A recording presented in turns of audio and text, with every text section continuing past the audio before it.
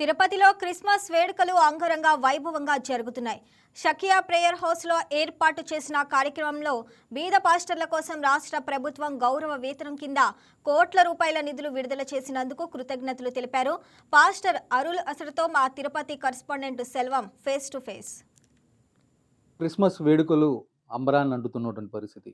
వీధి వాడనే కాకుండా యావత్ తిరుపతి ప్రజలంతా కూడా ఒక పండుగ వాతావరణం నెలకొందని చెప్పన్నారు. ప్రధాన చర్చిలైతే కూడా చూసుకుంటే ఇటు భక్తజన సంద్రోహంగా మారినటువంటి పరిస్థితి. తిరుపతి పద్మావతి పార్కు పక్కన ఉన్నటువంటి షకీనా యెహోవా ప్రార్థనా మందిరం సంబంధించి కూడా సీనియర్ పాస్టర్ అరుల్ అరసు గారు కూడా మనతో ఉన్నారు.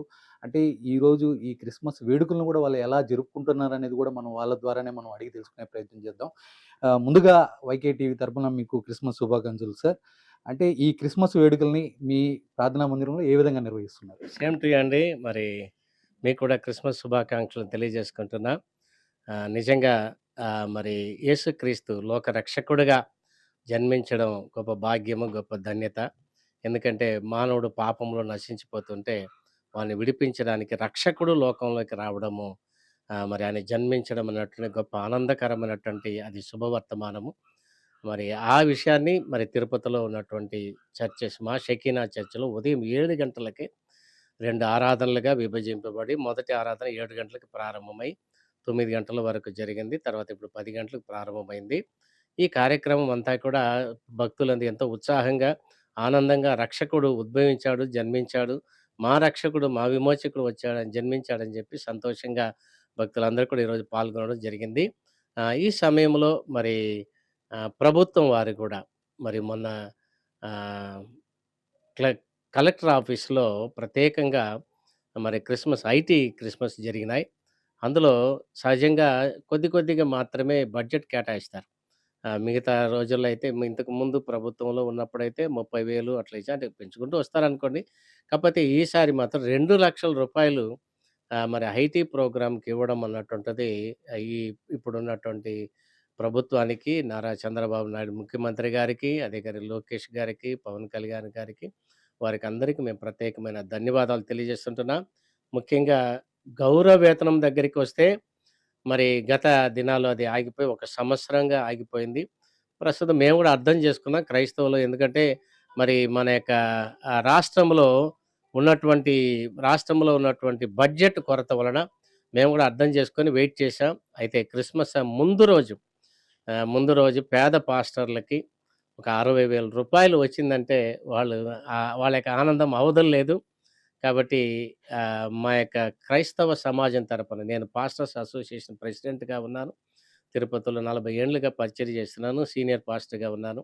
కాబట్టి ప్రభుత్వానికి మా ప్రత్యేకమైనటువంటి ధన్యవాదాలు తెలియజేసుకుంటున్నా. రానున్న దినాల్లో మాకున్నటువంటి కొన్ని సమస్యలున్నాయి. ప్రత్యేకంగా బరియల్ గ్రౌండ్ సమాధి కార్యక్రమం చేసుకోవడానికి మాకు కొద్ది ఇబ్బందులున్నాయి. అది కూడా ప్రభుత్వము మరి మాకు తీరిస్తే మా సమస్య పరిష్కారం అవుతుందని తెలియజేస్తూ ఉంటున్నాం. అదే రీతిగా కమ్యూనిటీ హాల్ కూడా మాకు అవసరమై ఉంది. మొదట మాకు బరియల్ గ్రౌండ్ దాన్ని ఇప్పుడు చేయాలని ఇంతవరకు మాకు క్రైస్తవ సమాజానికి వెన్నుదన్నుగా ఉండి ఈ గౌరవేతనంలో పాస్టర్లందరికీ మరి సహాయం చేసినటువంటి ప్రభుత్వానికి మరొకసారి ధన్యవాదాలు తెలియజేసుకుంటూ పట్టణ ప్రజలందరికీ క్రిస్మస్ శుభాకాంక్షలు తెలియజేసుకుంటూ అంటే దీంట్లో ప్రధానంగా చూసుకుంటే సుమారు 50,00,00,000 కూడా. అంటే ఇప్పుడు ప్రభుత్వము కష్టకాలంలో ఉన్నటువంటి పరిస్థితి ఇటు బడ్జెట్ పరంగా కూడా. ఈ సమయంలో క్రిస్మస్ ముందు రోజునే ఈ 50,00,00,000 సంబంధించి కూడా నిధులు ఇటు ప్రభుత్వం విడుదల చేయడాన్ని మీరు ఎలా చూస్తారు? నిజంగా అది కష్టముల మధ్యలో కూడా క్రైస్తవులు సంతోషంగా ఉండాలి. క్రిస్మస్ వేడుకని ఘనంగా చేసుకోవాలి. వాళ్ళు ఆనందంగా ఉండాలని ఇంతకుముందు కూడా చంద్రన్న కానుక అని చెప్పి మరి వారు ఇస్తూ ఉన్నారు.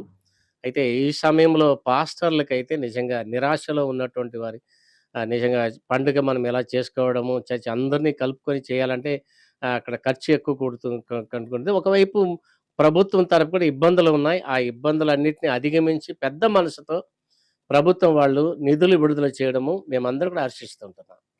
ఇది మొత్తానికి చూసుకుంటే ఏదేమైనప్పటికీ ఇటు ప్రభుత్వం నిన్నటి రోజున అంటే క్రిస్మస్ పండుగ ఈరోజు ఉండగా కూడా ఏదైతే పేద పాస్టర్లు ఉంటారో వాళ్ళకి కూడా ఎలాంటి ఇబ్బందులు వాళ్ళు కూడా కుటుంబం సహా కూడా ఈ క్రిస్మస్ వేడుకలను అత్యంత వైభవంగా నిర్వహించుకోవాలని కూడా ఇటు ప్రభుత్వం 50,00,00,000 రూపాయల మేరకు కూడా నిధులను చేయడానికి కూడా వీళ్ళు దీనికి సంబంధించి కూడా చాలా హర్షిస్తున్నారు. దీనికి సంబంధించి ప్రభుత్వానికి కూడా ప్రత్యేక కృతజ్ఞతలు కూడా తెలుపుతున్నటువంటి పరిస్థితి.